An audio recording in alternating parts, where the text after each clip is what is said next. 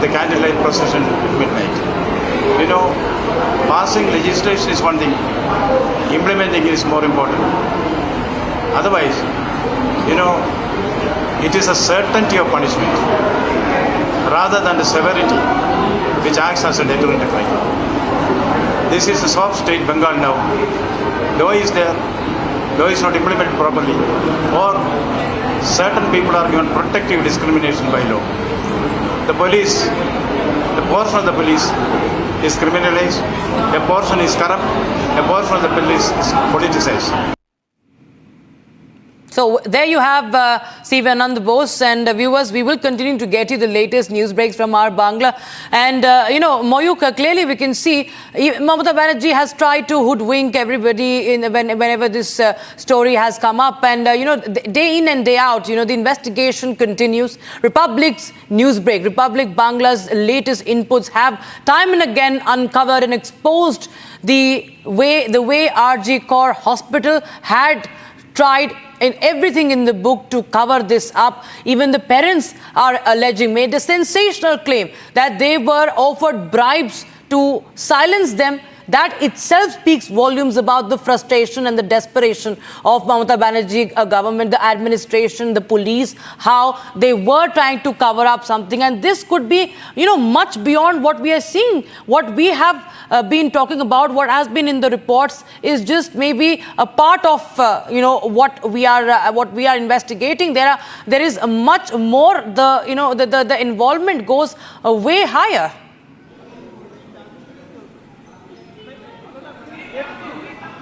Well, absolutely. Probably this is the tip of the iceberg. This entire system in state government, the state police, the Kolkata police, the forensic medicine experts, what they are actually doing is a fight between the common man in Bengal and the entire system in West Bengal. Helm of affairs has been controlled by Mamata Banerjee. So Mamata Banerjee must answer why time and again they're trying to prove that Abhaya's parents are actually telling a lie, and their police, their top cop, is actually telling the truth. Today also we have seen a press conference where Trinamool Congress tried to prove, Shashi Paja from Trinamool Congress tried to prove that Abhaya's parents are actually telling a lie. And Trinamool Congress leaders, the police in Bengal, the state government, they are actually telling the truth. So this is the insensitivity shown by Trinamool Congress. This is the insensitivity shown by RG Kaur Medical College staff, and most importantly, Mamata Banerjee's department. Mamata Banerjee's department was actually behind the tampering and renovation work instruction given to Sandip Ghosh. And Sandip Ghosh was just, according to Shubhendu Adhikari, the opposition leader, I repeat, Sandip Ghosh was just a stooge in this entire nexus. Probably big names are there. Time and again, Shubhendu Adhikari and opposition leaders has named one person, one senior doctor named Shama Podo Dash, SP Dash. Who is this Shama Podo Dash? The nation wants to know.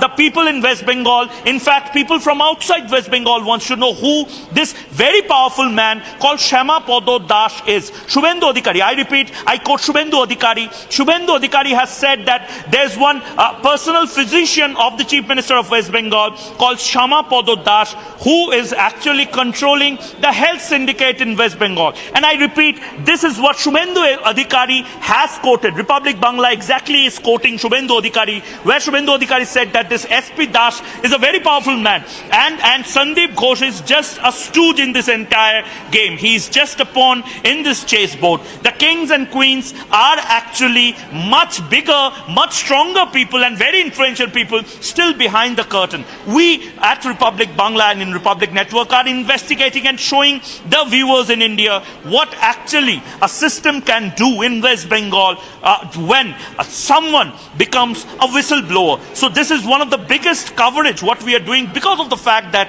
a whistleblower has been killed, a whistleblower has been raped, and every single evidence of her killing is being tampered with just because of the fact that probably Abhaya knew a lot of things. Absolutely. In fact, there was in court, we saw that there was no, concrete answer also by the Mamata Banerjee's police, by the Mamata Banerjee's, lawyer, because we can clearly see that they were pulled up. They were questioned by the court that what was the urgency to order this demolition. There are many other things that could have been carried out much later.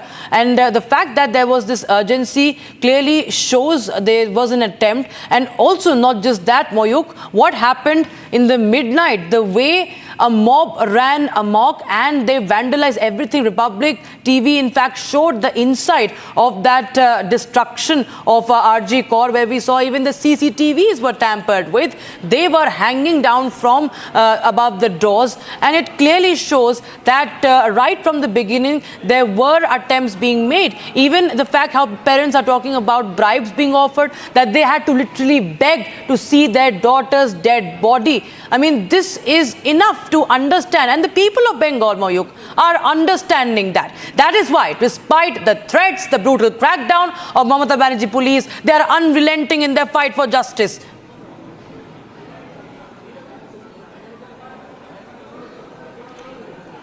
Well, it's actually shocking that after this 10th renovation notice, suddenly on 14th, precisely on the 15th of midnight, when the whole of the country was celebrating the Independence Day, we have seen one of the brutal attacks in RG Kaur Hospital. And this attack in RG Kaur Hospital probably was premeditated, probably was ransacked, because of the fact that that may also be a second chapter in this evidence tampering and conspiracy of RG Kaur Hospital. Remember, on 10th, the evidences were tampered. In fact, on 9th also, we have seen time and again the experts, the opposition leaders, and Abhaya's parents saying that the seminar room was also tampered with. The key evidences in seminar room can be missing, and most importantly, who were those outsiders in the seminar room? So clearly, Mamata Banerjee has a lot to answer with, and most importantly, Police Commissioner in West Bengal, the Police Commissioner in Kolkata, to be precise, Vineet Goyal, why he still silent? Most important question right now is why Kolkata Police is trying to hide things, why Kolkata Police is trying to cover up things. Who is actually behind all these things? Is Mamata Banerjee or Kolkata Police trying to shield someone very powerful? That is one of the biggest questions. And most importantly, 3 days, first on 9th, when the seminar room was not properly protected, lots of outsiders came there. On 10th, what we are seeing right now in the letter, where it's clearly mentioned that under the instructions of Health Ministry, to be precise, Health Secretary of West Bengal, this entire renovation work must be started. And number 3, on 14th of night, or the midnight of 15th, when the entire emergency building of RG Kaur Hospital was ransacked, the ground floor of RG Kaur Hospital was ransacked. 3 dates is one of the biggest questions right now. Who actually is behind this entire ransack and renovation? The Department of Health and Family Welfare, Government of West Bengal, Director of Medical Education, Department of Health and Family Welfare, Government of West Bengal. They've all been mentioned, viewers, in this proof, in this document that has been accessed by Republic Bangla. And there is, of course, a clear involvement of Mamata Banerjee government, viewers, and we will continue to get you the latest coming in, the ultimate cover-up in the RG Kaur rape and murder case. As the call for justice grows, Republic TV continues with this deep investigation into the case. Don't go anywhere, we'll be right back.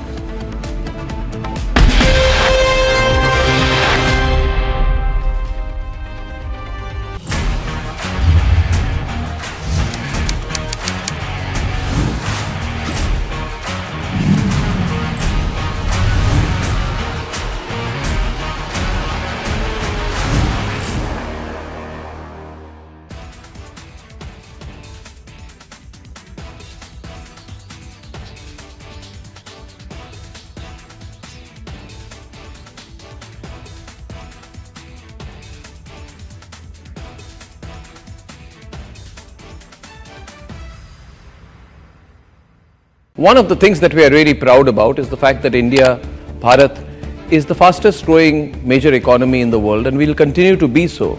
In fact, the way we've been going for the last 10 years, in the next 5 to 10 years, if we have political stability, if everything is right, there are no major risk factors, then we will be in a situation to be rivaling China and in 20 to 30 years surpassing China. It's a reality that we are a competing nation, and one of the reasons why the Chinese and the Americans are using their deep states against us, are conspiring against us. And as I have been saying repeatedly over the last few weeks, the reason that they have been using their intelligence agencies to try and surround India with difficulties, use Indian political parties and Indian political leaders as their agents, as their Mir Jafars, is because they want to contain India. I would now like to give you an example of what happens should there be wrong political leadership in any state. Should any political party get its fundamentals wrong, then the example I'm going to share with you is what can happen across India. I will give you the example of Himachal Pradesh. Just recently, the Congress party won the elections in Himachal Pradesh, and there is a government there which has now landed the state in a little over a year into a situation of financial catastrophe. There is a financial emergency. There is a massive financial crisis in Congress-ruled Himachal. More than 200,000 state government employees of Himachal Pradesh have not received their salaries on the 1st of this month. This has been attributed to the worst ever financial crisis which has hit Himachal Pradesh, and it has happened immediately after the Congress party has taken over. The Sukhu government is giving 1,500 rupees a month to 5 lakh women, which is costing the state 800 crores per annum. The old pension scheme that the Congress has decided to retain will also cost an additional 1,000 crores per annum. As of now, the situation in Congress-ruled Himachal is so bad, there is such a crisis that the debt of the Himachal Pradesh government is almost doubled when compared to 2018. When the debt then stood at 47,906 crores, the Congress-ruled Himachal Pradesh is in such a terrible situation because of complete financial mismanagement, freebies, subsidies and schemes that their debt has increased to 86,589 crores. The Congress party has in a few months completely ruined the economy of Himachal Pradesh. The state has also accumulated loans of almost 10,000 crores in 1 year. The debt now stands at 86,589 crore rupees, which means every person in Himachal Pradesh is To take on gender pay parity in sports. If two people are doing the same job, they should be paid the same. That's it.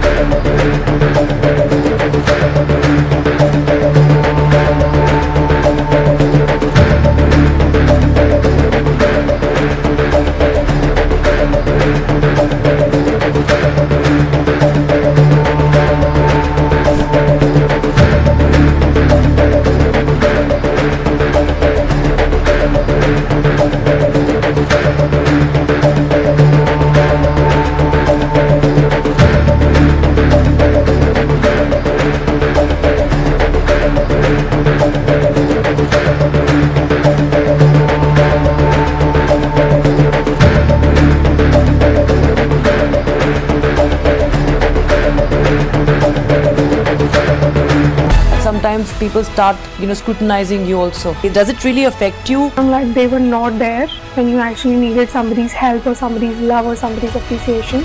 So it doesn't really bother me that much.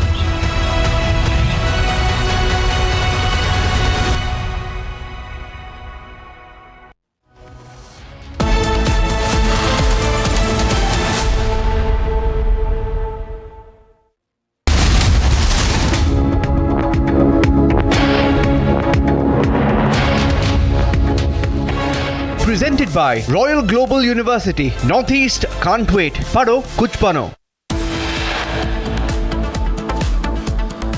August 10th, notice by Mamta's department exposes cover-up. Room next to crime scene asked to be demolished.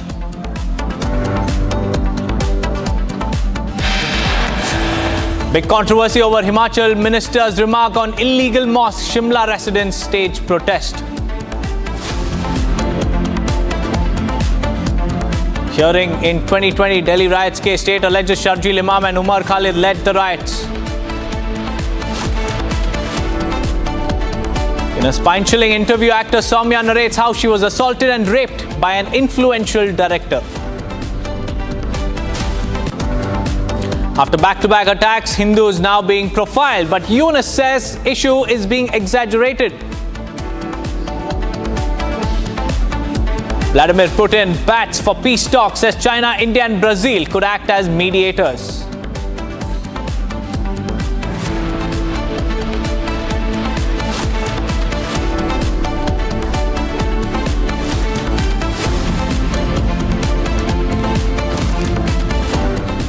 Presented by Royal Global University. Northeast can't wait. Pado kuch bano.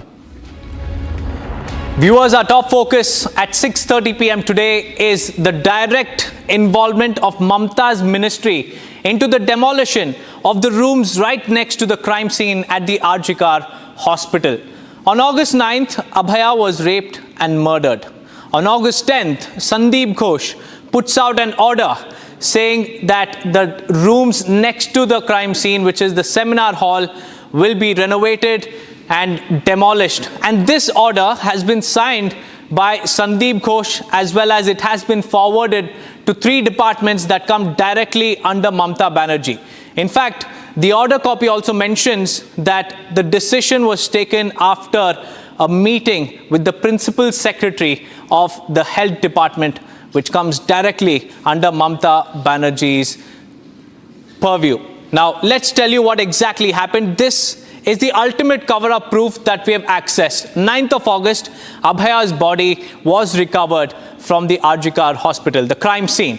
And on 10th of August, a demolition order was given by Sandip Ghosh, which was done in consultation with the principal secretary of the health department.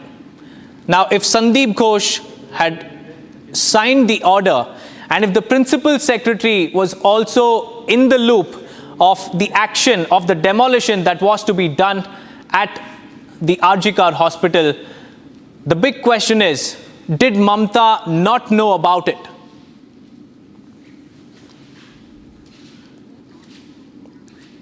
In fact, the West Bengal governor has also spoken about this damning document. Let's listen in. Government has to act. Government has to take the people in confidence. The wrongdoers should be brought to book. Punishment should be given. People should feel that they can expect justice from the government. Now that feeling is not there.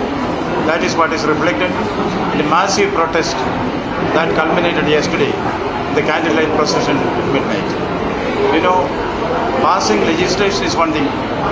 Implementing it is more important. Otherwise,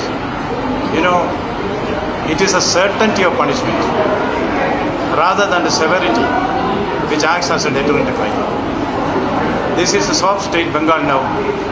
Law is there, law is not implemented properly, or certain people are given protective discrimination by law. The police, the portion of the police is criminalized, a portion is corrupt, a portion of the police is politicized. Now, 3 aspects, viewers. We have accessed the proof of cover-up.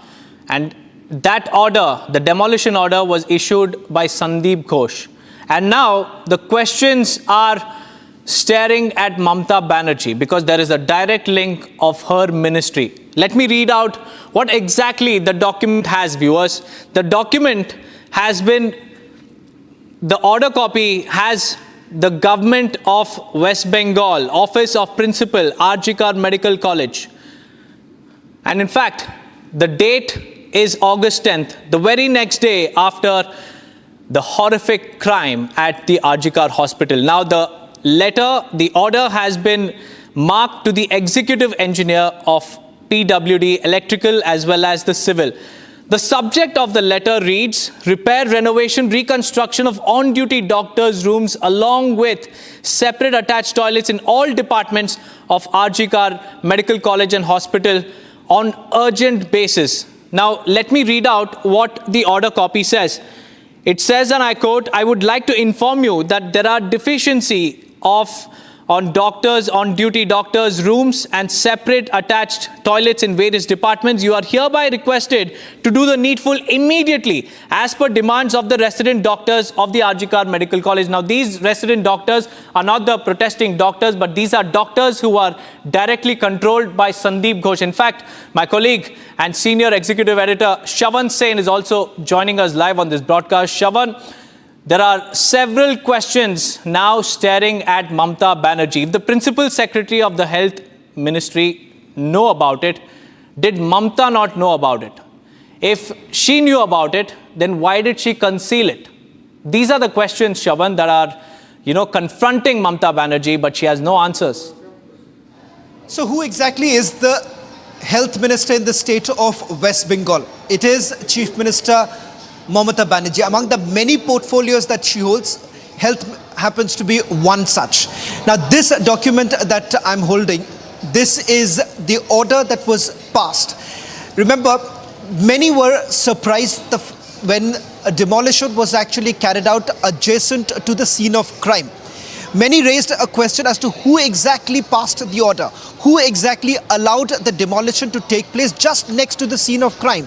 And we have been relentlessly reporting about the fact that the Central Bureau of Investigation is also looking into the tampering of evidence that the scene of crime was not intact. It turns out that there was a meeting that took place on the 10th of August. This is just about few hours after the body was recovered, and the fact that it turned out that a brutal murder was carried out in the premises, in the same very premises on the 3rd floor of RG Hospital. And it turns out from this particular letter that you see, this is the order that was passed after a deliberation that took place at the hospital board room, where Dr. Sandip Ghosh, the principal, along with him, several other hospital authorities were present, and it was decided that this would be done on an urgent basis. And this is something that I am not saying. This is what the order states, that the renovation work is to be carried out on an urgent basis. It's clearly mentioned here.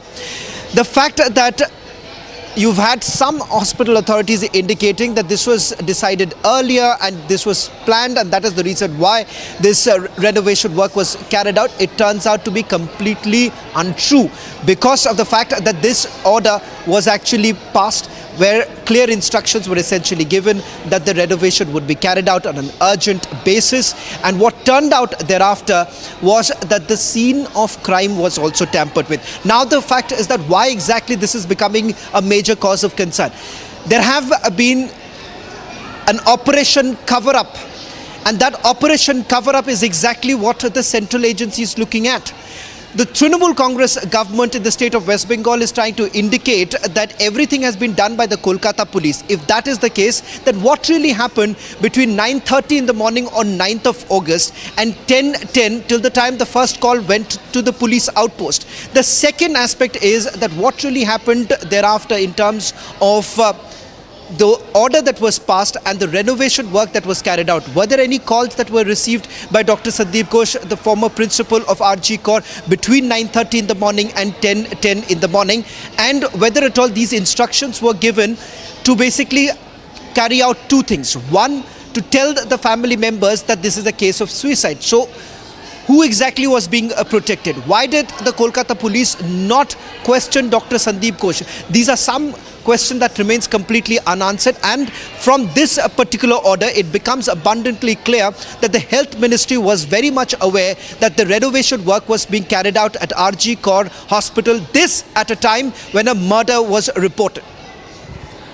Well, Shawan, this is a smoking gun that has now come to the fore. And what's even more shocking is that the demolition order was approved by the health department, which comes directly under Mamata Banerjee. Now, Kishle is also joining us live on this broadcast from the Kolkata newsroom. Kishle, this damning document has now raised several questions on Mamata Banerjee's role. If the principal secretary knew about it, did Mamata Banerjee not know about it? And if this operation cover-up was doctored by Sandip Ghosh and approved by her ministry, did Mamata Banerjee not know about it? These are the questions, Kishle.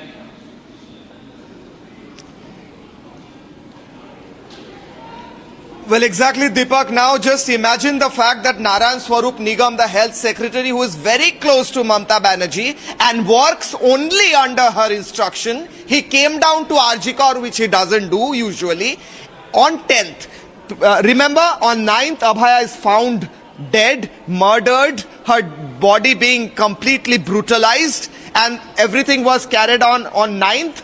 Just the next day, on 10th, this particular meeting is taking place inside where, I'll show you in the letter, I'll mark out, it is taking place, this meeting is taking place today, which means 10th, in the boardroom of RG Kaur Hospital, in a hospital where a murder has taken place. A doctor has been murdered in that hospital, murdered and raped and brutalized in an unprecedented way during her tenure, during her duty hours. There, these people, Sandip Ghosh and Mamata's health secretary, sitting in a boardroom deciding a renovation work, and that too 5 meters away from where Dr. Abhaya was found. Is this an attempt to make the people of West Bengal and the country foolish? Are they thinking that we don't understand things? This is complete endeavor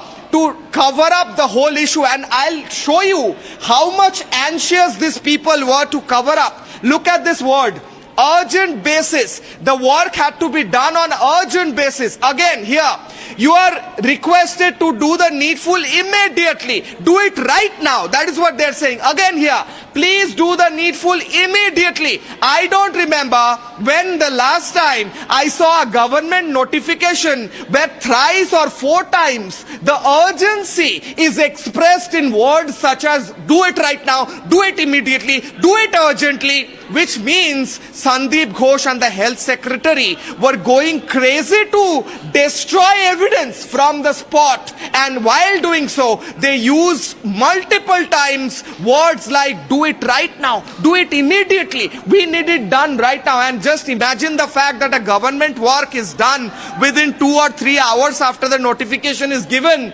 on 11th. Immediately the work starts. Usually what happens is a notification comes, it takes a long time, after many weeks the work actually starts. This work started in a few hours and was completed by Mamata's another department, PWD. Therefore, and in the meeting, I'll remind you, Health Secretary was present.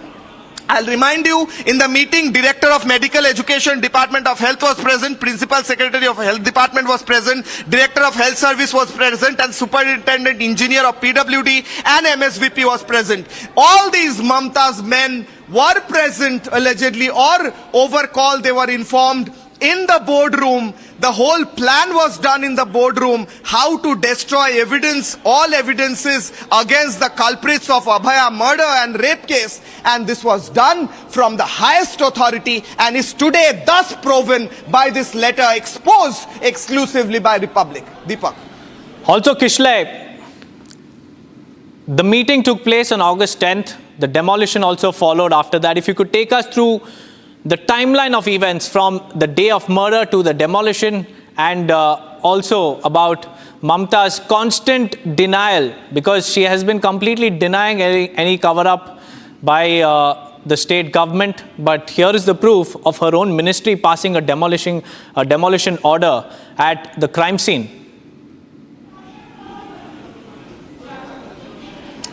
Well, exactly. I'll show you here, Deepak. This is the date. I'll just show you the timeline here. And for our viewers, this is the date when the notice is passed. But 9th was the day when Abhaya was found dead, murdered, raped. That is 9th of August. On 10th, these people held a meeting. And then on 11th, the demolition actually took place. And on 12th, Mamata Banerjee went to meet the parents of Abhaya, knowing well, we believe, and people believe, because this is her department. Come on, you don't know what's happening in your department. You don't know what your principal secretary of your health department is doing. You don't know what orders is your principal secretary passing. You don't know anything, and you go there, meet the parents, and console them, cold-bloodedly saying that, yeah, we will take care of it, we will ensure that justice takes place, while you know that the justice will not take place because there has been tampering of evidence at the crime site. This is what any cold-blooded attempt to remove and tamper with the evidence looks like. The series of events, I'll repeat, on 9th, Abhaya is found dead and Abhaya is found murdered, raped in a bloody condition in the seminar hall. On 10th, these people come together, sit for a meeting in the evening, where the whole country is shocked by such an incident. These people were holding a meeting about renovating toilets and doctor on-call room beside the seminar hall. These people decide that. On 11th, the order is passed. Immediately, the order is executed and the room is demolished. While Republic Bangla calls the principal secretary, health secretary, asks him about why such demolition is taking place, and then partially it is stopped. After we called from Republic that how can this happen? They said, we don't know. The principal secretary of health, according to sources, told reporters that he didn't know about such demolition. But in this letter, it is said that he was present, so he was lying. But it is not on record, it is according to sources. However, according to sources, the principal secretary of health, which is health secretary, was denying his knowledge about such demolition, whereas in this letter, he was present there. This is on 10th, and then 11th, the demolition takes place. On 12th, Mamata Banerjee visits the family, trying to console them. That is the bone-chilling sequence of events. And on the intervening night of 14th and 15th, Kishle, there was vandalism. How can we forget vandalism? Because first the rape and murder case came to light. Then there was a meeting. Then there was a demolition order issued. Then, like you said, Mamata Banerjee, spoke to the victim's family. And after that, there was complete vandalism. Stay on with us, Kishle. It's time for a quick break. We'll be right back and get our viewers the proof, the undeniable proof, and the smoking gun in the RG Kar rape and murder case. Stay tuned. Within a span of just about a few days, Mohammed Yunus has freed dreaded terrorists who have been wanted by India. Tonight on This Is Exclusive, we get you an exclusive conversation with BNP Foreign Committee member on what lies ahead.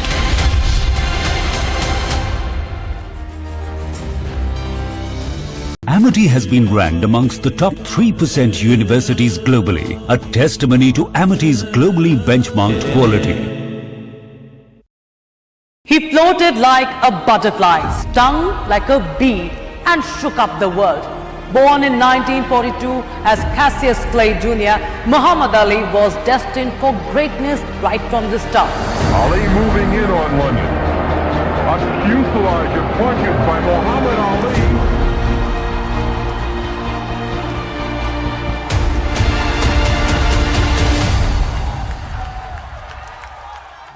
At the age of 18, he won the Olympic gold. At 22, he shocked the world by defeating Sonny Liston to become a heavyweight champion.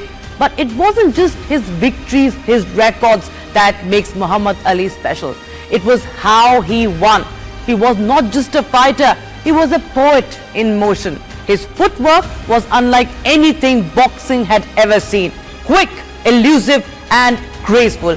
Ali revolutionized the sport with his unorthodox style.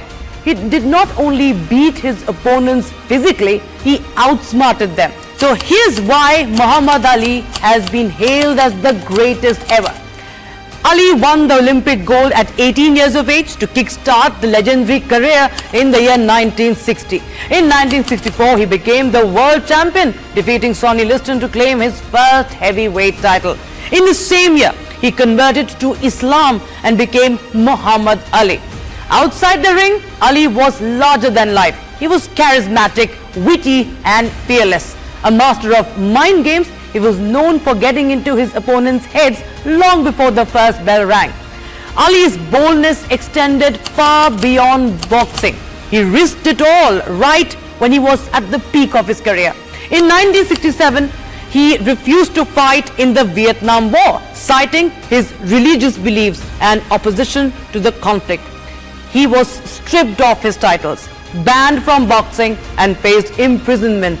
Ali sacrificed everything for what he believed in, becoming a global symbol of resistance, courage and integrity. After a 3-year exile, Ali returned to the ring to face his toughest battles yet. In the epic fight of the century against Joe Frazier and the rumble in the jungle against George Foreman, Ali proved he was more than just all talk. He was a warrior with unmatched heart and determination. Now, in 1984, he was diagnosed with Parkinson's disease. He faced it with the same courage that he displayed in the ring. 6 years later, he traveled to Iraq to negotiate the release of American hostages as a goodwill ambassador. The champion breathed his last in 2016 at the age of 74. Muhammad Ali transcended sports.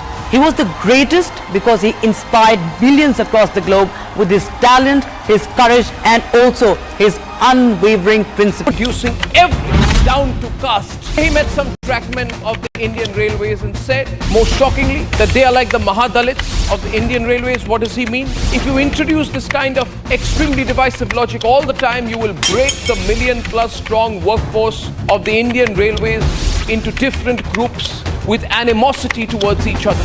And in the process, you will destroy the unity of the Indian Railways, which is in itself one of the greatest unifiers and greatest institutions of this country. This extreme division, which is a short-term political tactic, may appeal to certain vote banks, but let me tell you, this will break our nation forever. This is exactly the language that both the American deep state and the Chinese intelligence machinery would want to hear.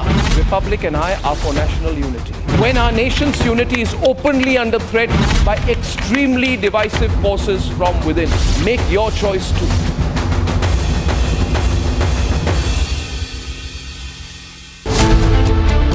Showdown over illegal mosque in Shimla.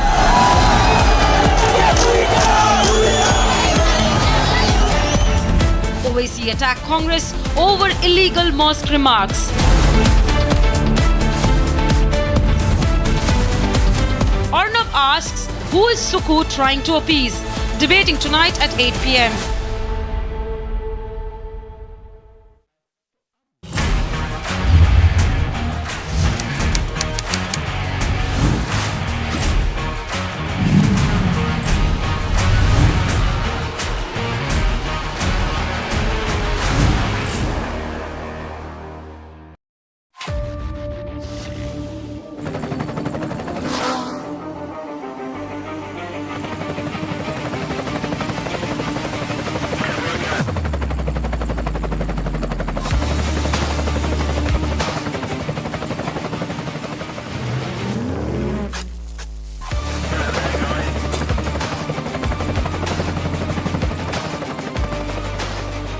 Directive, the taste of success.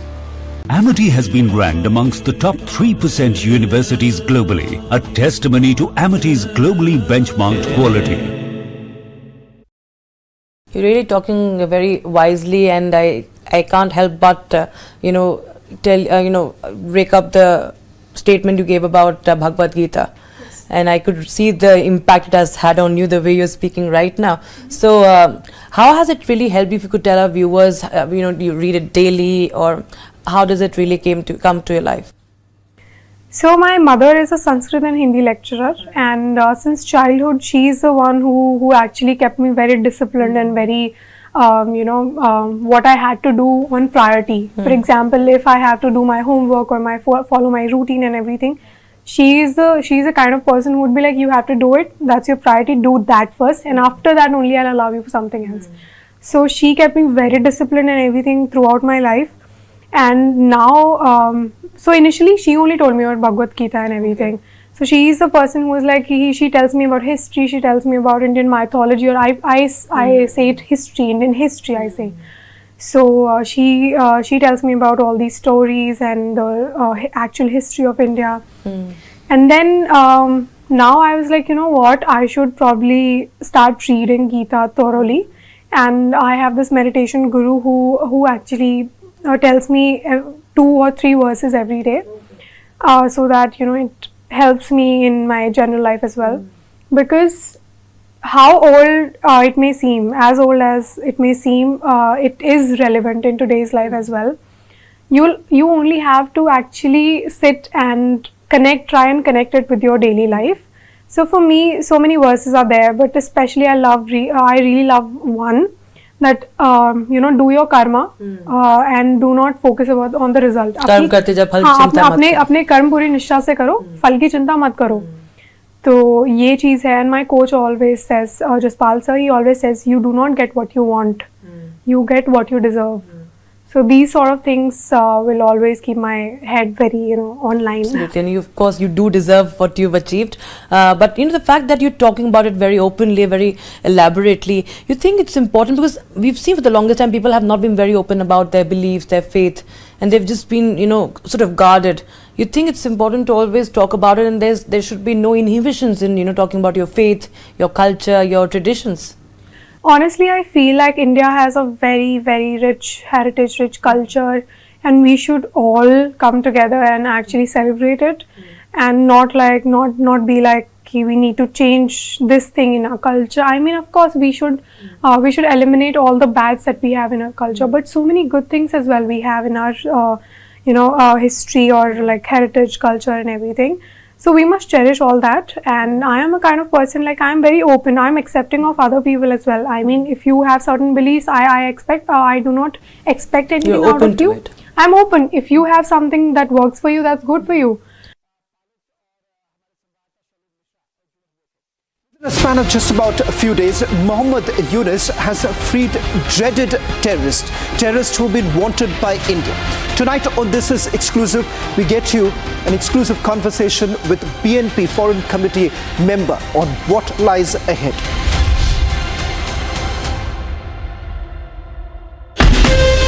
From Asia's largest news headquarters,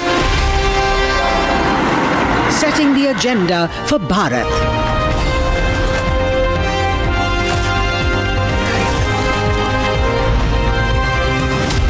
You're watching Republic.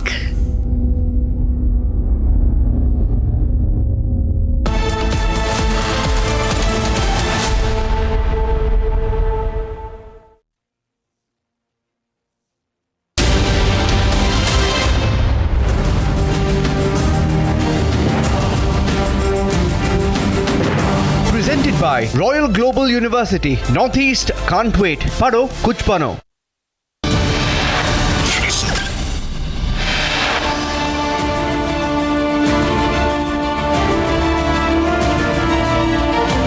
Yunus's pro-Islamist stand has now been exposed. In the just last 10 days, we have seen at least 2 top terrorists have been released.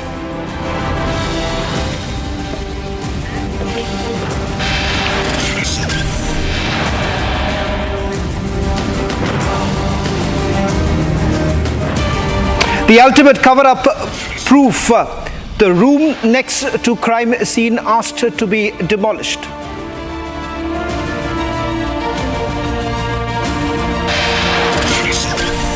Big focus on Mamata's ministry's role in RG Kaur cover-up as Republic Bangla exposes the ultimate proof.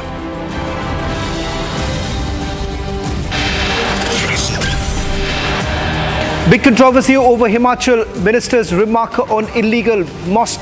Shimla residents stage protest.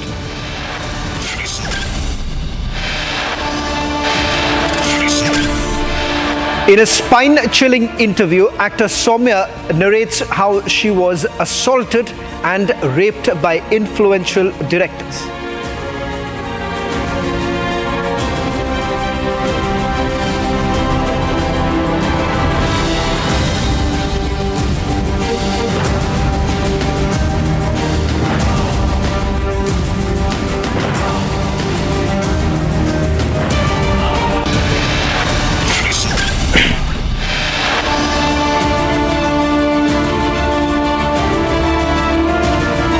Presented by Royal Global University. Northeast can't wait. Pado kuch pano. Ladies and gentlemen, there is a sharp U-turn that has now been taken by Mohammad Yunus. The interim government caretaker, Mohammad Yunus, has released dreaded terrorists. In just about less than a few weeks, you have at least 2 top terrorists who have been released by Mohammad Yunus. And how exactly India should really be concerned? Because you have ABT, which is banned not just in India but also in Bangladesh, banned by Sheikh Hasina. Chief of ABT has already been released by Mohammad Yunus. And not just that. In the last few days, those who have been anti-India, they are the ones who have got an audience with Mohammad Yunus. Tonight on This Is Exclusive, we speak to one of the stakeholders, the BANP, which has also taken a very strong position when it comes to India. But the fact of the matter is that how does this really change in the subcontinent, and what exactly is Mohammad Yunus really hinting at? Is he really working at the behest of the West? All this and much more.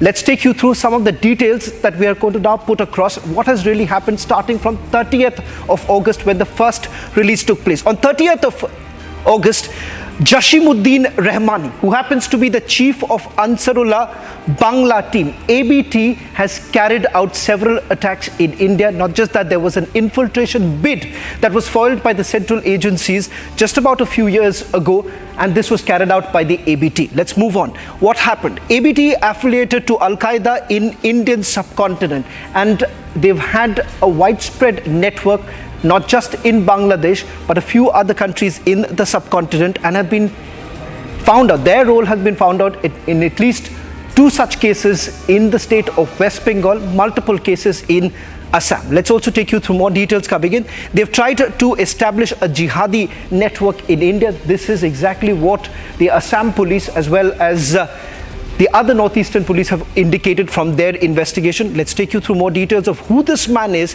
and his release is an indication of what Mohammad Yunus is basically trying to do. There are certain instructions perhaps that have come in. So this is exactly what Mohammad Yunus has done in just the last few days. Let's take you through some more details now coming in. This is with regards to another terrorist that has been released by Mohammad Yunus in the last few days.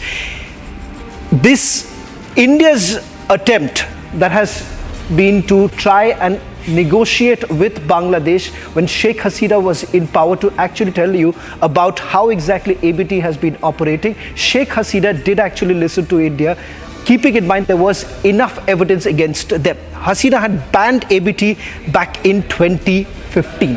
And now, without any hearing taking place in a court, you have Jashimullah already being released. Sweden Aslam, who's wanted in 12 different murder cases. In fact, his role is also under investigation in some cases here in the national capital too. He too has been released. This was just 2 days after Jashimuddin was released. Let's now take you through the details of the terror tapes. Ladies and gentlemen, just about a few years ago, we took you through a detailed investigation coming in of the JMB, another affiliate which found space in Bangladesh. In fact, several arrests that have been made by the central agencies in Bangladesh of JMB has really come in from the border areas. Now, the fact that several of them have been already released clearly goes on to indicate that Mohammad Yunus has taken a sharp Islamic turn. Take a look. The caretaker government of Bangladesh, led by Nobel Peace Laureate Muhammad Yunus, has freed Jashimuddin Rahmani, the chief of the Ansarullah Bangla team. ABT is a terror organization affiliated to Al-Qaeda. Rahmani's organization has tried to infiltrate in India in an attempt to spread jihadi network. Yunus also met Hifazat-e-Islam leaders, an organization known for its anti-India stand. On August 30th, Yunus lifted the ban on Jamaat-e-Islami party, which stands against secularism. Today, he called issue on attacks on Hindus exaggerated. Yunus' tilt towards anti-India element is a matter of concern for India. India is keeping a hawk's eye on terrorists infiltrating from Bangladesh. On 7th August, Jamaatul Mujahideen Bangladesh members, along with their India head, were arrested in Bengaluru. In the possession of these dreaded terrorists were pistols, ammunitions, metal cylinders, explosives, chemicals, and secret training videos. As Yunus' support for pro-Islamist elements is becoming evident, questions on safety of Hindus are being raised. Bureau Report, Republic TV.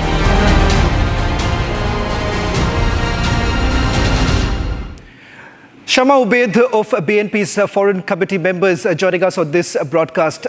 Shama Ubaid, there have been certain messaging that has been done by the BNP over the last few weeks saying that India has perhaps made the mistake of putting all eggs in one basket. You tell me, Shama Ubaid, that Jashimuddin Rahmani, who has been released, Harkat-e-Islam members are meeting Muhammad Yunus, and the fact that these are all individuals who have been against India. Jashimuddin Rahmani is a terrorist who has carried out various activities in India. Are we to expect that things are really going to change? Because it clearly appears that Muhammad Yunus has taken a clear U-turn, and the fact that he's perhaps taking instructions from somewhere else. Well, it's too early to predict, and it's too early to make any judgment on the current interim government, because it's only been a month that Dr. Yunus has taken charge and the interim government has been in place. With all due respect to India, when you say anti-India, what do you mean by the term anti-India? Because in last 1.5 months, we have seen the youth and the whole Bangladesh actually criticizing India for its stand for supporting the last Hasina regime for 14 years. Ms. Ubaid, yes. You asked me a question as to what do I really mean when I'm saying that Hifazat-e-Islam taking an anti-India position. I'm just going to read out some of the statements that they have made, and the fact that this is the same very organization who's meeting Muhammad Yunus.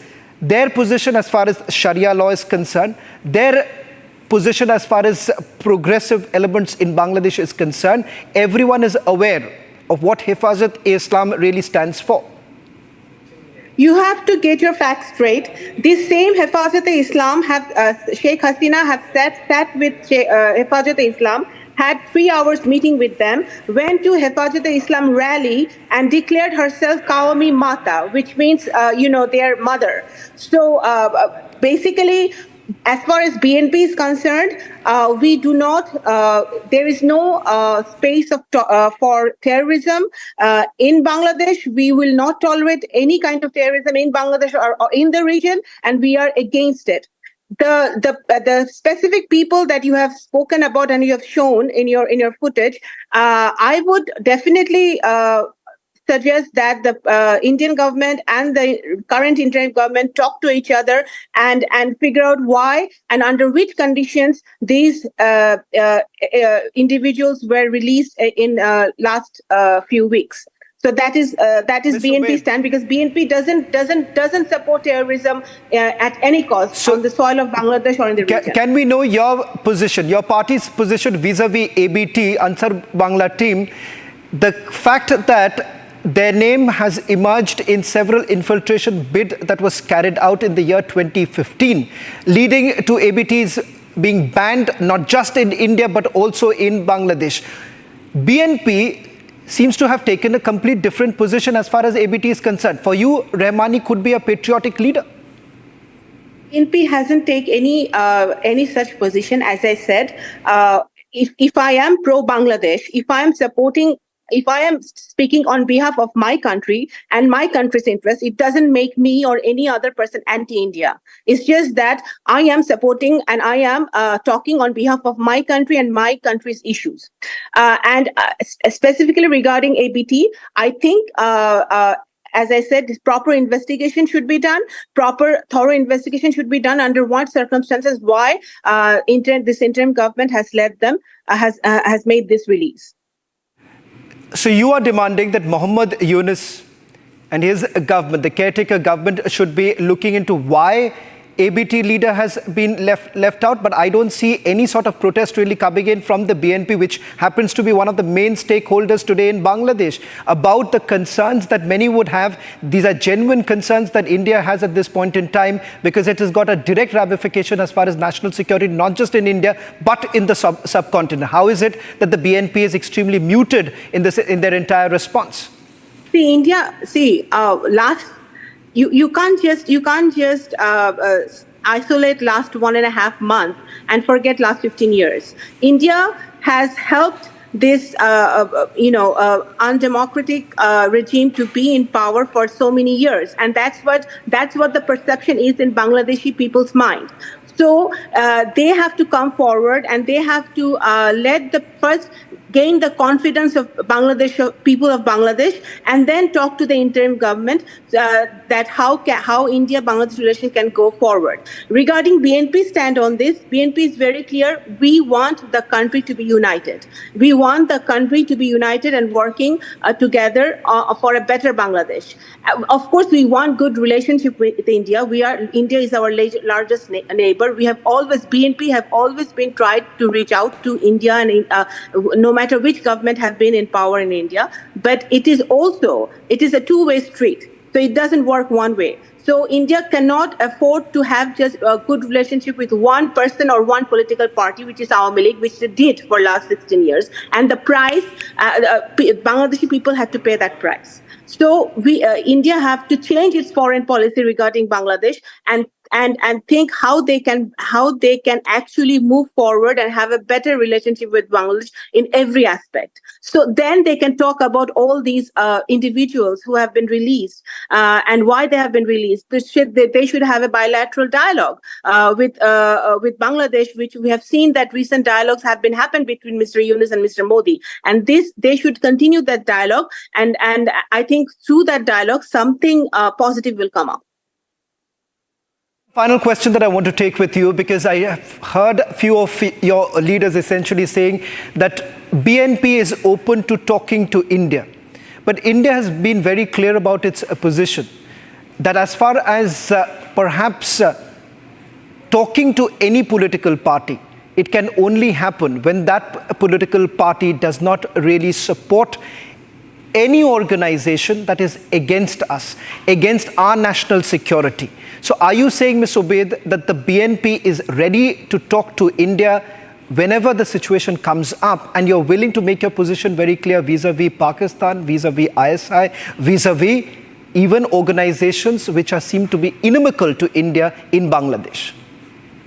Bangladesh Nationalist Party believes in a kind of foreign policy where we will have a good relationship, bilateral relationship with all our neighbors and rest of the world, assuming that our Bangladesh's interests are met and our people of Bangladesh's interests are met first. So that in that regard, India is no different.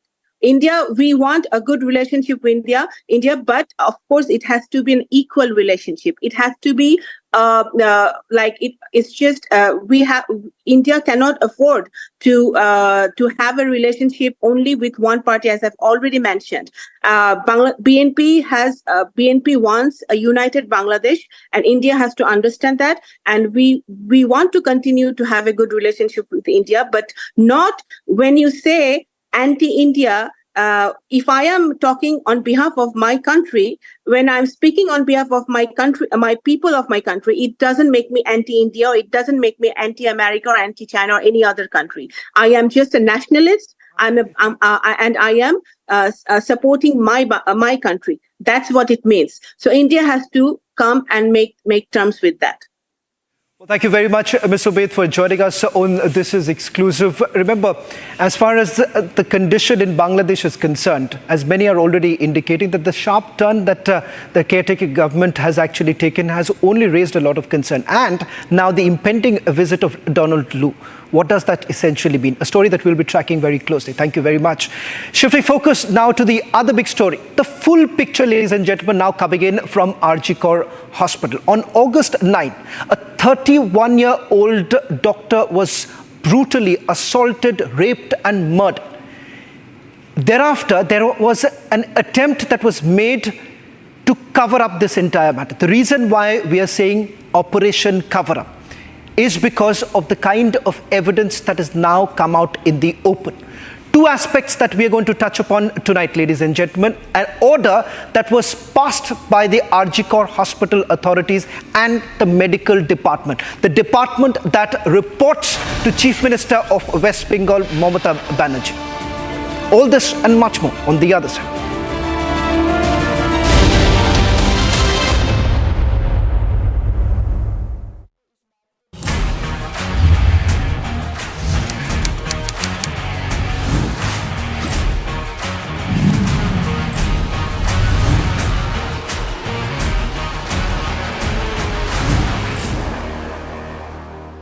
You're really talking very wisely, and I can't help but break up the statement you gave about Bhagavad Gita. Yes. And I could see the impact it has had on you, the way you're speaking right now. So how has it really helped you? If you could tell our viewers, do you read it daily, or how does it really come to your life?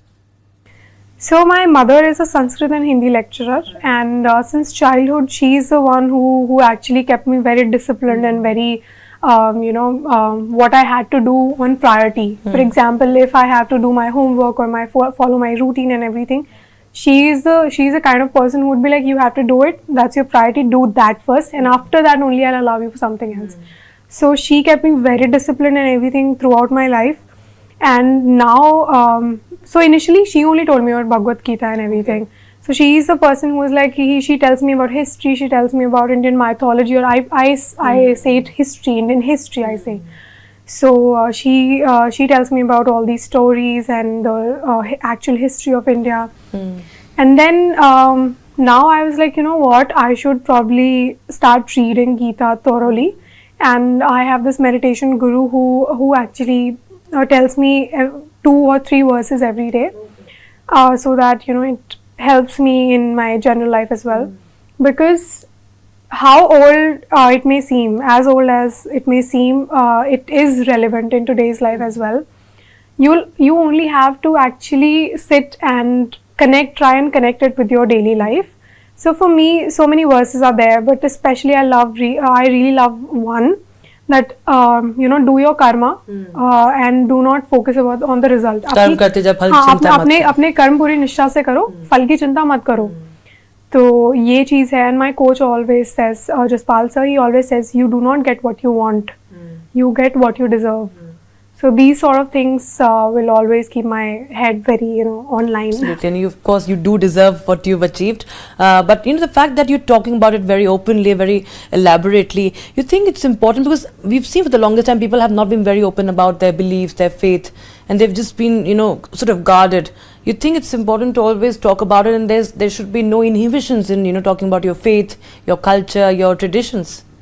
Honestly, I feel like India has a very, very rich heritage, rich culture, and we should all come together and actually celebrate it, and not be like, okay, we need to change this thing in our culture. I mean, of course, we should eliminate all the bads that we have in our culture, but so many good things as well we have in our history or like heritage culture and everything. So we must cherish all that. And I am a kind of person, like, I'm very open, I'm accepting of other people as well. I mean, if you have certain beliefs, I do not expect anything out of you. I'm open. If you have something that works for you, that's good for you. And I don't it doesn't bother me what others believe. So I just, it's like, live freely, man. One of the things that we are really proud about is the fact that India, Bharat, is the fastest growing major economy in the world, and will continue to be so. In fact, the way we've been going for the last 10 years, in the next 5 to 10 years, if we have political stability, if everything is right, there are no major risk factors, then we will be in a situation to be rivaling China. And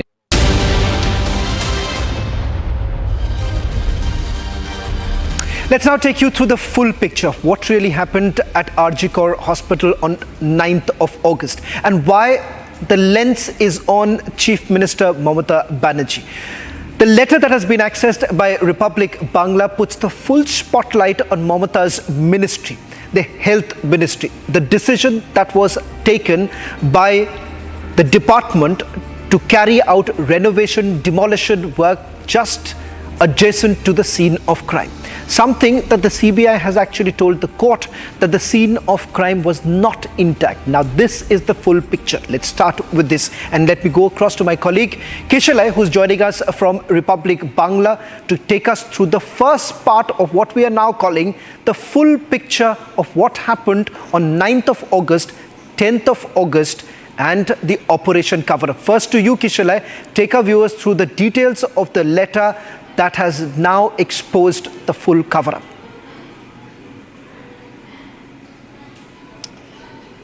Well, exactly, Shravan. 9th of August, the brutal rape and murder was all over the media. The whole country was talking about it. The body of Dr. Abhaya was recovered. What happens on 10th of August? The principal of RG Kar, was he really thinking about the murder in his institution? No, he was giving an order. What order did he give? I'll show you now. This is a letter, notification by the government of West Bengal, Office of the Principal, RG Kar Medical College, memo number RKC 4197. Now I'll mark out the portions and show you what happened in this order. Look at this date.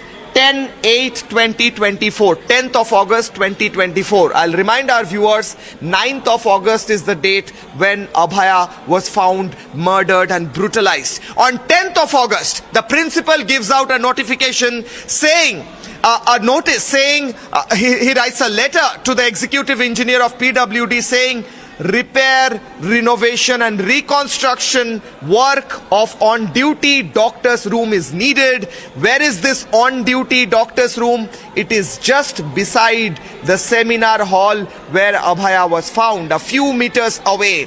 Now he's saying, Sandip Ghosh is saying that this needs to be done on an urgent basis. This needs to be done on an urgent basis immediately. He's again saying here, Shravan, we are hereby requested to do the needful immediately, right now. That's what he's saying. Do it right now. Break down the room right now. Now, this is not just his, this is not a statement or notice by just Sandip Ghosh, but also the issue is already discussed and resolved in the meeting with Principal Secretary, Department of Health and Family Welfare, Government of West Bengal.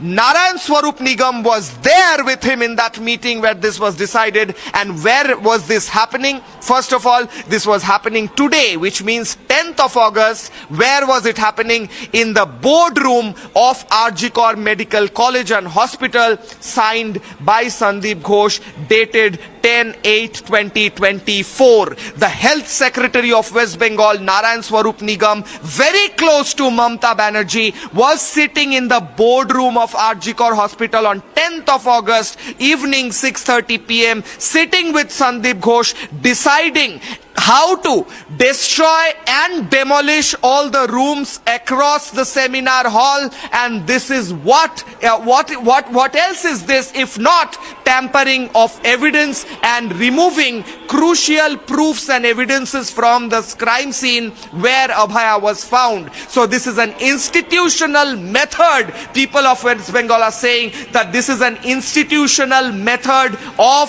tampering with the evidence. In fact, Kishore, let's now tell our viewers the full picture of what happened on 9th of August, because this letter, ladies and gentlemen, that you see was of 10th when the meeting took place at RG Kaur Hospital. Now I'll tell you what really happened on 9th of August and why that's the other fulcrum of this entire investigation. The 40 minutes cover-up mystery. This is linked to the letter that you actually see.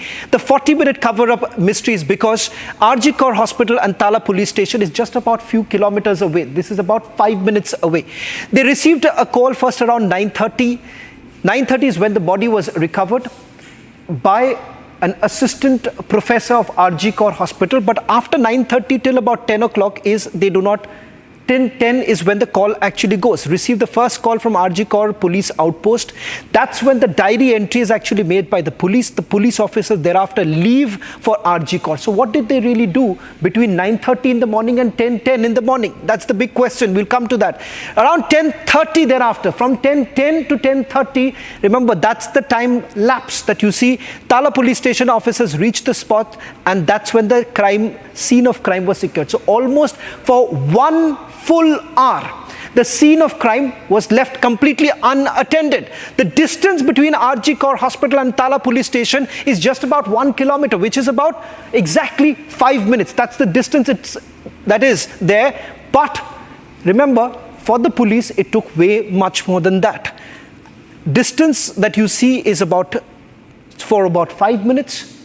But after the call that was received at 10:10, question number 1, why did the RG Kaur Hospital take so much time to inform the outpost, which is just few meters away from the RG Kaur Hospital? That's question number 1. Question number 2, what really happened between those few minutes? And this letter now proves that on the 10th, the scene of crime was tampered with because there were RG Kaur Hospital authorities, members who carried out a complete recce. They had carried out a survey, and it has been admitted by them that the survey was done. And thereafter, a handwritten note was prepared, and this note that you see finally was issued thereafter. And they, in their letter, say that urgent renovation work should have been carried out. Let me once again go back to my colleague Kishore, who's getting us more details. Kishore, we have also put out the 40-minute cover-up, and that 40-minute cover-up now seen with this particular letter raises some very uncomfortable question. That's all that we could pack in this edition of This Is Exclusive. We'll be back tomorrow at the same time with more exclusive stories.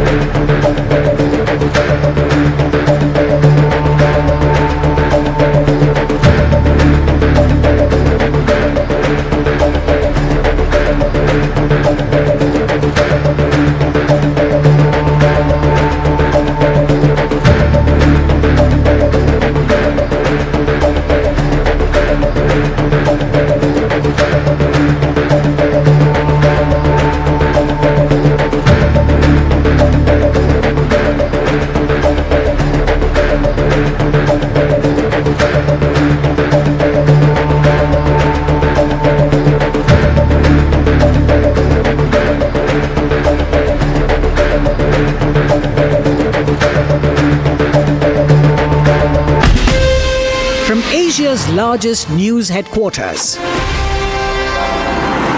Setting the agenda for Bharat.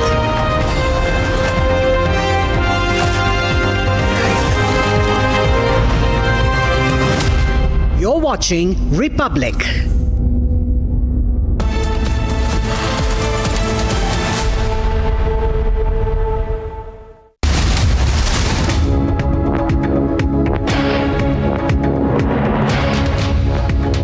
Presented by Royal Global University. Northeast can't wait. Pado kuch bano. 10th of August notice by Mamata's department exposes cover-up room next to crime scene, asked to be demolished. Big controversy over Himachal minister's remark on illegal mosque. Shimla residents stage protest. Hearing that took place in 2020 Delhi riots case, state alleges Sharjeel Imam and Omar Khalid led the riots.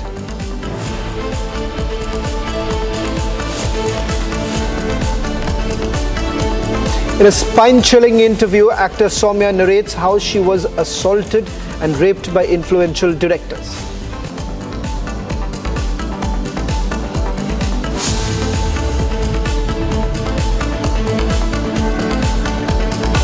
After back-to-back attacks, Hindus now being profiled, but Yunus says issue is being exaggerated.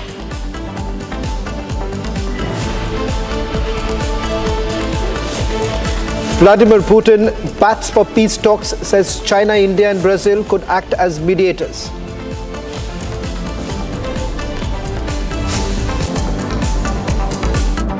Presented by Royal Global University. Northeast can't wait. Pado kuch bano. The room adjacent to the scene of crime at RG Kaur Hospital was demolished. This after an official order was actually passed on 10th of August. And this order was passed by a department that comes directly under Mamata Banerjee. Chief Minister Mamata Banerjee also holds the Health Department portfolio. And remember, this very notice that has issued on 10th of August that you see on your screens right now is exactly issued by the principal of RG Kaur Hospital, Dr. Sandip Ghosh. That's on your screens. Now, what you see on your screen is also the date. That's on the 10th. This came just a day after the body was actually recovered. The body was recovered on 9th of August. Now, following day, a meeting was actually held in the principal's office. And they admitted in that very letter that a survey was actually done on 10th of August. This when a day before a murder was reported from that very floor of the hospital. They carried out a survey. Following the survey, a meeting was carried out and it was decided that urgently they are going to carry out the demolition of a room which is just next to the scene of crime. In fact, what you saw, and we are going to now put those images out in a short while from now, when the demolition was actually carried out, questions were basically raised about how there is an operation cover-up at play. Now, what you see this right now on your screen is a letter that has been signed by none other than Dr. Sandip Ghosh. And the full picture, ladies and gentlemen, is this, that on the 9th of August, too, questions are now being raised about the hospital authorities as to what were they really doing. First, the call that they made to the family members, and the first call, they said that this was a case of suicide and asked the family members to come to the hospital as soon as possible. Then they changed it. In fact, there were 3 calls that were made to the family members and 3 different versions actually came in. Between 9:30 in the morning to about 10:10 in the morning, there was something that was amiss and no one really knows what really happened. So how exactly was this demolition carried out? Were instructions actually given right from the top? Because this department reports to Mamata Banerjee. And that's the reason why the questions are now being asked as to whether at all there were certain instructions that were actually passed, Kishila.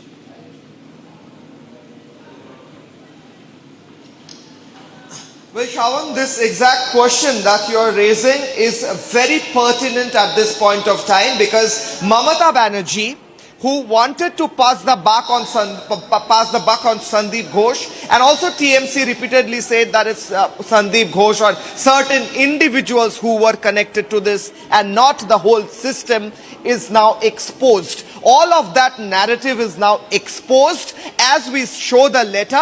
And this particular area of the letter, I'll just show you the particular portion where it is very clear that the issue is already discussed and resolved with the Principal of Health Secretary, with the Principal Secretary, Health Department, Family and Welfare, Government of West Bengal, and the Director of Medical Education, Department of Health and Family Welfare, Government of West Bengal, today in the boardroom. Therefore, in the boardroom, there was a meeting that took place on 10th of August, and in that meeting, it was decided that this particular room will be demolished. Now, the question is, Mamata Banerjee's department, her close aide, this Narayan Swarup Nigam, the Health Secretary, who is always connected to her because no decisions are made within the health department when there is no nod from the Chief Minister. Her nod is the final call for all decisions made.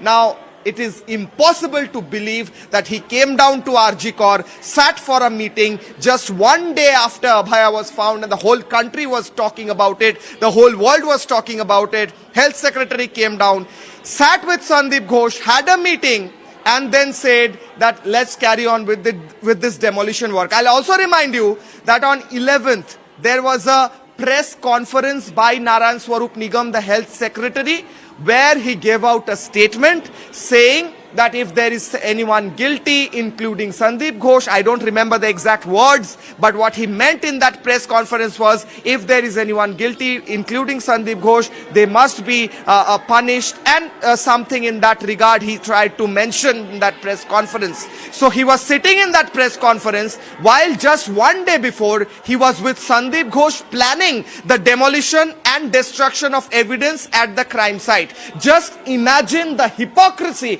within the system and administration of Mamata's government, and people of West Bengal are very angry today. Shawan. Well, thank you very much, Kishala, for getting us the latest details. What we have essentially seen over the last few weeks is that not just doctors, nurses, but people from different walks of life coming out demanding justice for Abhaya. Reclaiming the night has been the clarion call. This after some bizarre decisions have actually been taken by the West Bengal government in terms of even putting a gag order. Take a look at what really happened in Kolkata when the iconic Victoria Memorial went completely dark.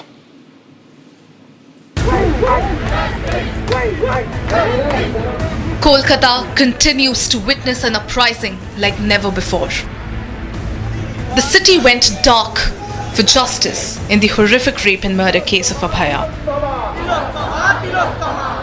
And this time, Abhaya's parents joined the chorus. They have now leveled scathing charges.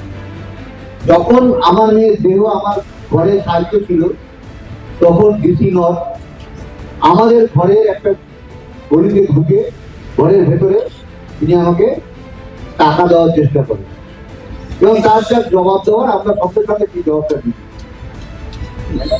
DC centre Indira Mukhopadhyay বারবার Descript করে মিথ্যা কথা বলছে, মিথ্যাচার করছে। কারণ দেখেন, her father even stated that the authorities tried to brand the incident as a suicide. এটা তো প্রথম কাজ ছিল, সেটা কিছু করেনি। দ্বিতীয়টা, বেলা 11টার সময় আমাদের জানানো হয় আমার মেয়ে আত্মহত্যা করেছে। তারা কোনো মেডিকেল টেস্ট করলো না, আগেই তারা বলেছিল আত্মহত্যা করেছে। ঠিক আছে, কেন করেছে এটা সেটা তারাই জানে, তারাই করবে। পোস্টমর্টম করতে হাসপাতালে দেরি করলো কেন? পোস্টমর্টম তো সাধারণত 4-5টার মধ্যে করা উচিত ছিল। আমি 6:30 থেকে 7টার মধ্যে এফআইআর করলাম। আমার এফআইআর এর রেজিস্টার হলো কখন? 11:45 পরে দেখতে পাচ্ছি। ডাক্তার এখানে এত ডাক্তার থাকা সত্ত্বেও এত কিছু জানার পরেও পুলিশ একটা আনন্যাচারাল ডেথ কেস করলো। 12টা থেকে বিকাল 7টা পর্যন্ত আমরা আর্জিকর হসপিটালে পৌঁছে ছিলাম, কিন্তু হাসপাতাল কর্তৃপক্ষ এবং ঊর্ধ্বতন কর্তৃপক্ষ কেউ আমাদের সঙ্গে ঠিক কথাও বলেনি। The charges are damning. There was also an alleged delay in the post-mortem and an attempt to pass off the barbaric rape and murder as a case of unnatural death. Her father said that the family was asked to rush through the cremation rituals after they reached the crematorium. Her family questioned the haste in removing her remains from Archikar despite their plea for more time. The fury is unshakable, and the chorus only grows louder. And yet, there is nothing but faint glimmer of hope for justice that are propelling Abhaya's parents to continue to fight for her. The kin too demanded exemplary punishment to those directly and indirectly responsible for their daughter's fate.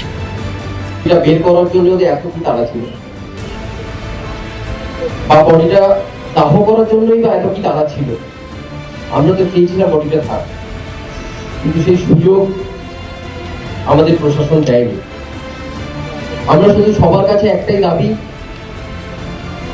যে নারকীয় কাণ্ডে যারা প্রত্যক্ষ বা পরোক্ষভাবে জড়িত তাদের দৃষ্টান্তমূলক শাস্তি হোক এবং As the glaring allegations spill, the question is, just how deep-seated is the cover-up?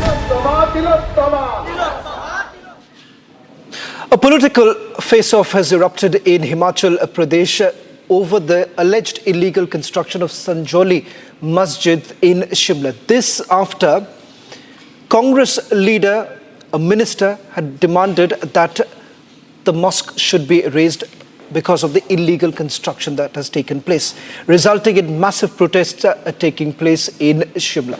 Take a look at this report.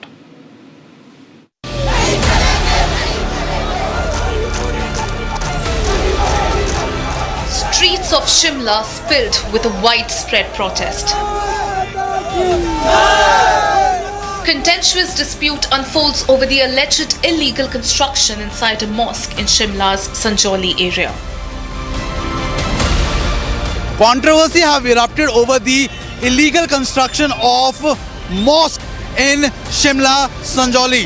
So these are the visuals here where you can see that hundreds of the Hindu organization members are protesting and marching.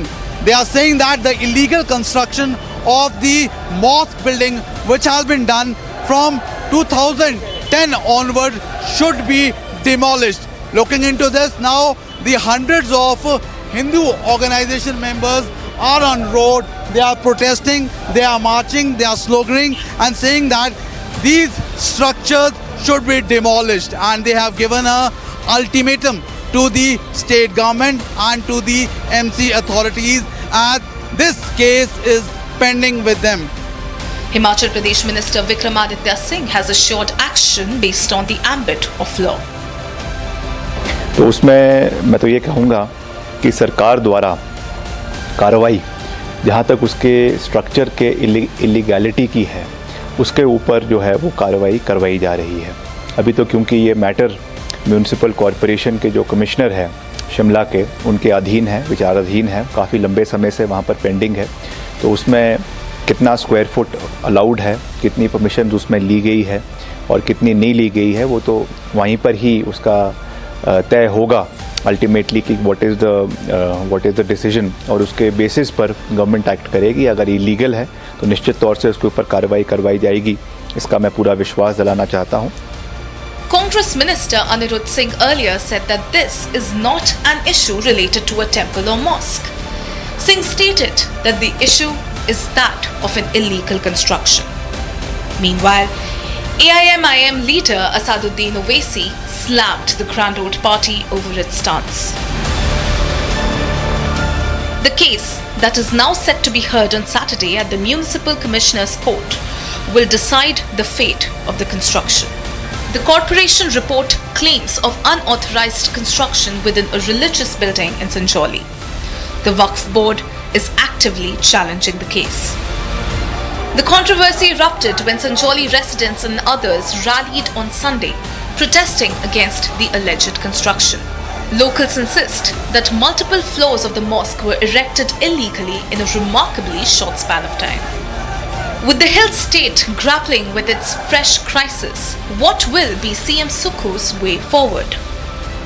Controversy has erupted over the illegal construction of the 3-storied building here in Shimla, Sanjauli.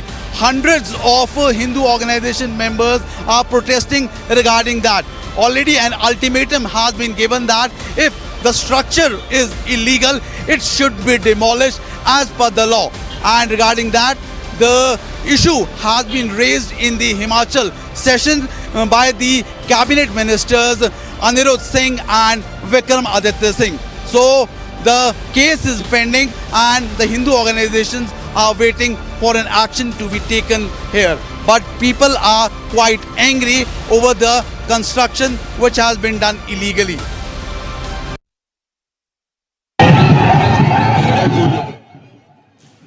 Security has been heightened in Jammu and Kashmir ahead of the assembly polls following a terrorist encounter in Thandimadi in Rajpuri district. Additional security personnel have been deployed in highways and vital road links in Srinagar and adjacent districts to prevent any untoward incident. Haryana Cabinet Minister Chaudhry Ranjit Singh Chotala resigned from his position in the Nayab Saini cabinet. Chotala expressed his frustration with the BJP for not giving him a ticket from Rania assembly seat. He announced his intention to contest the elections from Rania and emphasized his determination to demonstrate his strength through a roadshow. VHP and Delhi Sant Mahamandal submitted an MOU to Union Home Minister Amit Shah concerning the atrocities against Hindu minorities in Bangladesh. General Secretary of Delhi Sant Mahamandal stated that they met with the Home Minister to express their concerns about the situation of Hindu community. आदरणीय गृह मंत्री जी से हम लोग मिले संतों के साथ और परिषद के अधिकारियों के साथ। उन्होंने हमें बड़ी गंभीरता से सुना है। हमने चिंता व्यक्त की है कि वहाँ का जो हिंदू है वो बांग्लादेश का ही नागरिक है और अपने नागरिक की रक्षा करना वहाँ की सरकार का कर्तव्य होता है, तो उन्हें करना चाहिए। और मुझे लगता है हमारी सरकार ने कहा है कि जो प्रारंभ में हुआ सो हुआ, अब किसी हिंदू के साथ अन्याय नहीं होगा। उसके लिए हम सतत वहाँ की सरकार से संपर्क में हैं और हम हिंदुओं की रक्षा करें। 2 people died and 3 are in critical condition after a bus carrying 32 students from Loyola School on the outskirts of the city of Manvi in Karnataka collided with a government transport bus that was heading towards Raichur. Few of the injured children's legs have been amputated and many are grievously injured.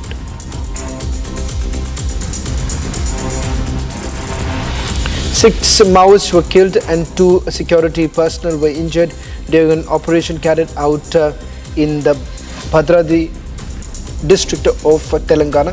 This incident was reported near the border of Chhattisgarh. The operation was conducted by Telangana Greyhounds, resulted in a cache of weapons being recovered. This incident comes just a few days after 9 Maoists were eliminated in another encounter operation by the security forces. Following a major storm in the Malayalam film industry, Mollywood representatives from the Karnataka film industry, including social activist Vijayamma, actor Chetan and Shruti Hariharan met with Karnataka Chief Minister Siddaramaiah. The delegation requested for the formation of a committee similar to the Justice Hema Committee to address their concerns. The Film Industry for Rights and Equality has supported the demand and called for a government-backed committee to investigate the Sandalwood film industry. Time he talked nicely, he took the report, but at the same he took the petition with 153 names from inside the industry and outside. But he also asked a question. He said while he was leaving with 1 minute, he said, I'll talk to you later. But he said, is there really sexual harassment in the film industry? Now, he asked the question, is there truly sexual harassment? We said, yes, we are all fighting. We have people who have been victims of it. We will give you evidence through complaints. We will give you anything. Then we will definitely show him that. But if this question is really an intentional lack of awareness, we can teach and we can explain and we can show him evidence.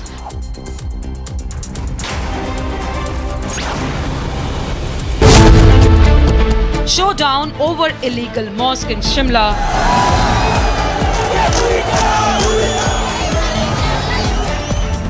Owaisi attack Congress over illegal mosque remarks.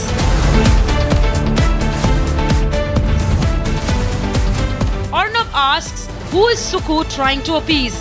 Debating tonight at 8 p.m.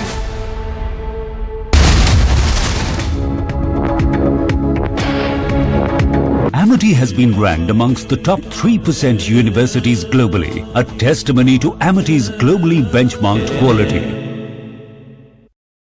He floated like a butterfly, stung like a bee, and shook up the world. Born in 1942 as Cassius Clay Jr., Muhammad Ali was destined for greatness right from the start. Ali moving in on London. A fuselage of punches by Muhammad Ali.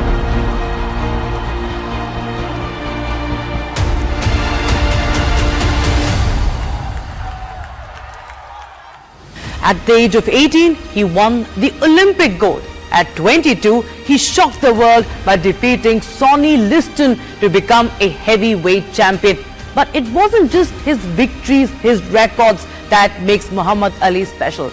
It was how he won.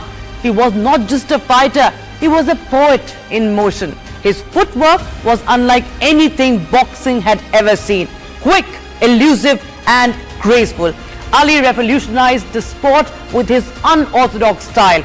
He did not only beat his opponents physically, he outsmarted them. So here's why Muhammad Ali has been hailed as the greatest ever. Ali won the Olympic gold at 18 years of age to kickstart the legendary career in the year 1960. In 1964, he became the world champion, defeating Sonny Liston to claim his first heavyweight title. In the same year, he converted to Islam and became Muhammad Ali. Outside the ring, Ali was larger than life. He was charismatic, witty and fearless. A master of mind games, he was known for getting into his opponents' heads long before the first bell rang. Ali's boldness extended far beyond boxing. He risked it all right when he was at the peak of his career. In 1967, he refused to fight in the Vietnam War, citing his religious beliefs and opposition to the conflict. He was stripped of his titles, banned from boxing and faced imprisonment. Ali sacrificed everything for what he believed in, becoming a global symbol of resistance, courage and integrity. After a 3-year exile, Ali returned to the ring to face his toughest battles yet. In the epic fight of the century against Joe Frazier and the rumble in the jungle against George Foreman, Ali proved he was more than just all talk. He was a warrior with unmatched heart and determination. Now, in 1984, he was diagnosed with Parkinson's disease. He faced it with the same courage that he displayed in the ring. 6 years later, he traveled to Iraq to negotiate the release of American hostages as a goodwill ambassador. The champion breathed his last in 2016 at the age of 74.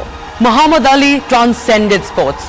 He was the greatest because he inspired billions across the globe with his talent, his courage and also his unwavering principles.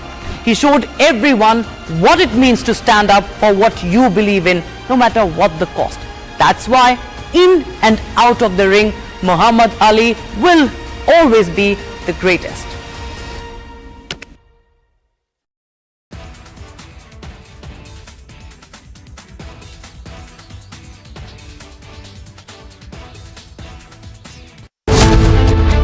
Heels of the US delegation touchdown. Muhammad Yunus takes anti-India line.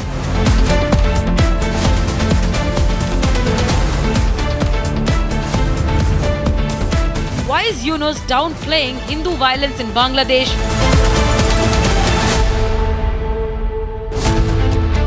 Big revelation in Abhaya cover-up probe.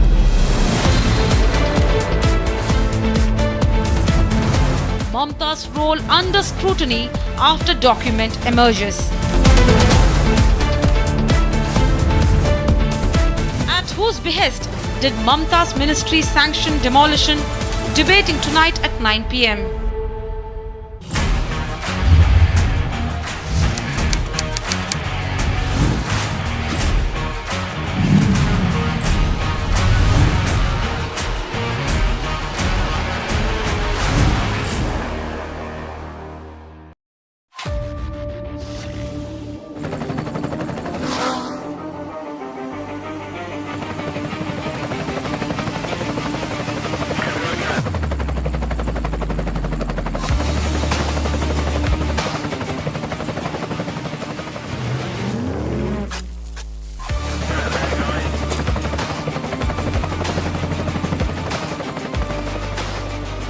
character, the taste of success. Amity has been ranked amongst the top 3% universities globally, a testimony to Amity's globally benchmarked quality. He floated like a butterfly, stung like a bee, and shook up the world. Born in 1942 as Cassius Clay Jr., Muhammad Ali was destined for greatness right from the start. Ali moving in on London. A fuselage of punches by Muhammad Ali.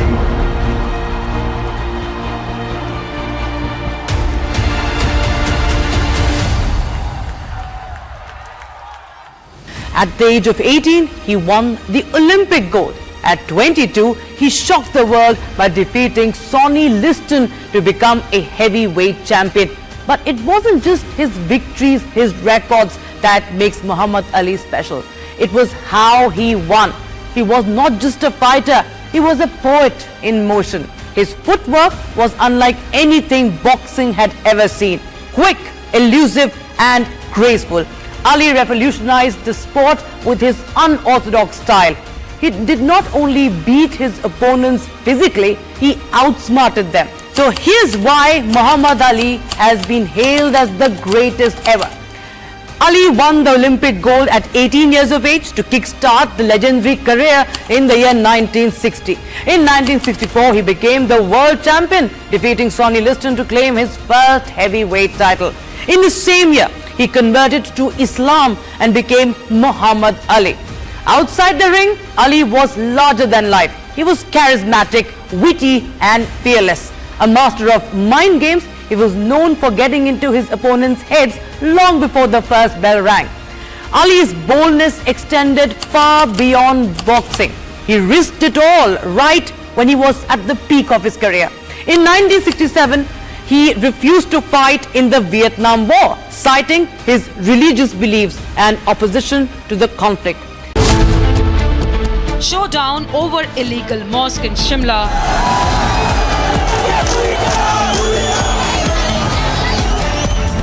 Owaisi attack Congress over illegal mosque remarks.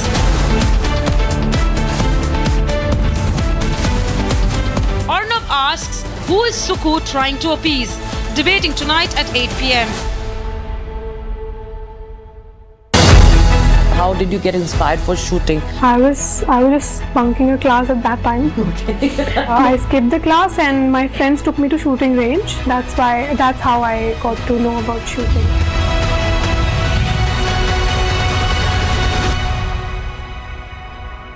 Rahul Gandhi must stop reducing everything down to caste. He met some trackmen of the Indian Railways and said, most shockingly, that they are like the Mahadalits of the Indian Railways. What does he mean? If you introduce this kind of extremely divisive logic all the time, you will break the million-plus strong workforce of the Indian Railways into different groups with animosity towards each other. And in the process, you will destroy the unity of the Indian Railways, which is in itself one of the greatest unifiers and greatest institutions of this country. This extreme division, which is a short-term political tactic, may appeal to certain vote banks, but let me tell you, this will break our nation forever. This is exactly the language that both the American deep state and the Chinese intelligence machinery would want to hear. Republic and I are for national unity. When our nation's unity is openly under threat by extremely divisive forces from within, make your choice too.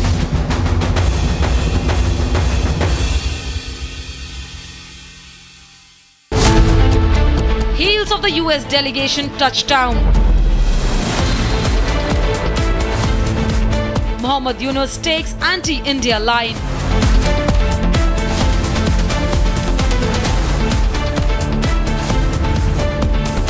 Why is Yunus downplaying Hindu violence in Bangladesh?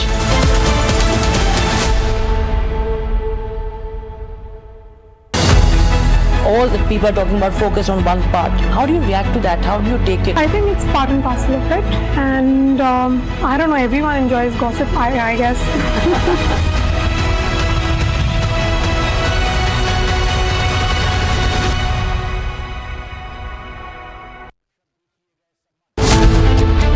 Big revelation in Abhaya cover-up probe.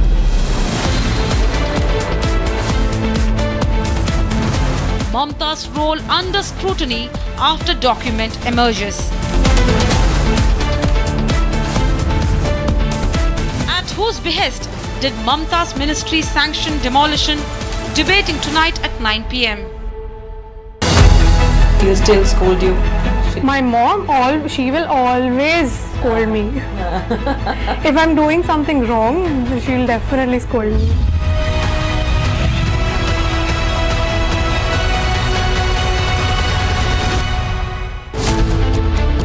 Showdown over illegal mosque in Shimla.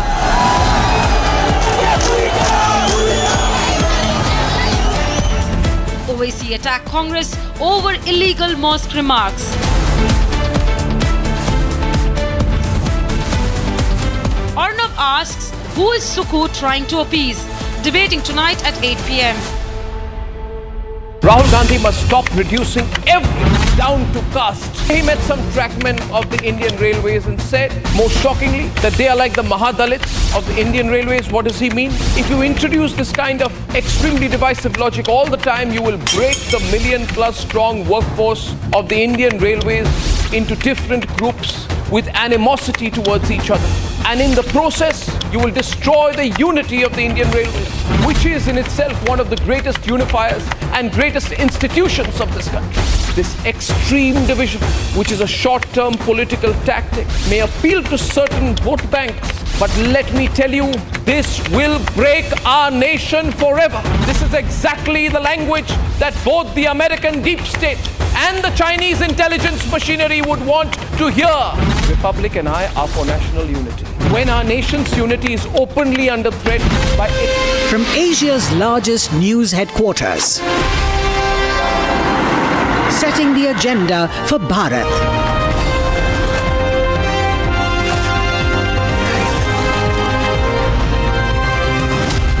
You're watching Republic.